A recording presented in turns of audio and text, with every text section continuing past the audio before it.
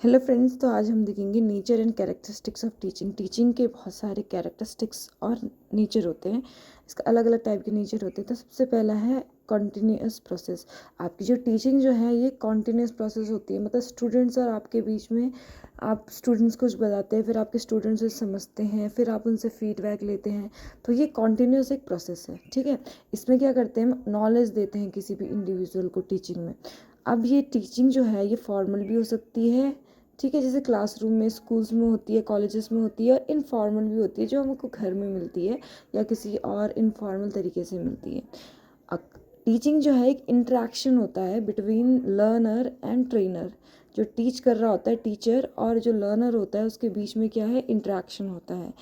It is a tool to help students to adjust himself in society and its environment.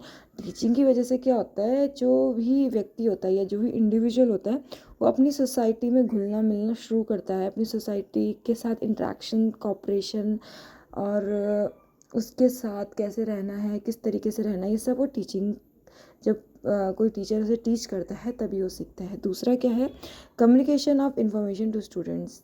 एक teacher अपने students को teaching की process में क्या दे रहा होता है, इन्फॉर्मेशन दे रहा होता है, कोई नॉलेज दे रहा होता है। तो टीचिंग की प्रोसेस में हम क्या करते हैं, कम्युनिकेट करते हैं।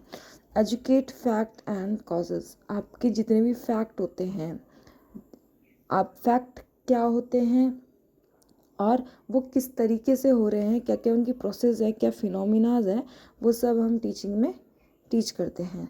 दूसरा है इनकरेज करता है। जब भी हम कुछ चीज़ पढ़ाते हैं बच्चों को तो बच्चों के अंदर क्यूरियोसिटी बनती है और वो और ज़्यादा उसके बारे में जानने के लिए उत्सुक होते हैं। तो ये सब टीचिंग का ही एक नेचर है। उसके बाद क्या है, last, provide guidance and training. तो टीचिंग से क्या होता है, किसी व्यक्ति को गाइडेंस मिलती है। गाइड कौन होता है, टीचर। और वो गाइड किसको कर रहा होता है, जिसको वो पढ़ा रहा होता है, अपने स्टूडेंट को। और ट्रेनिंग मिलती है कि how they can apply this knowledge in their daily life. तो ये सब चीज़ें जो हैं हमने डिस्कस करी, ये किस में आएंगी, आपके characteristics and nature of teaching. आपको अगर एग्ज़ाम में क्वेश्चन आता है तो आप ऐसे फ्लो चार्ट बना के अपने एग्ज़ाम में अपना आंसर लिख सकते हैं और आपको इसमें फुल मार्क्स मिलेंगे।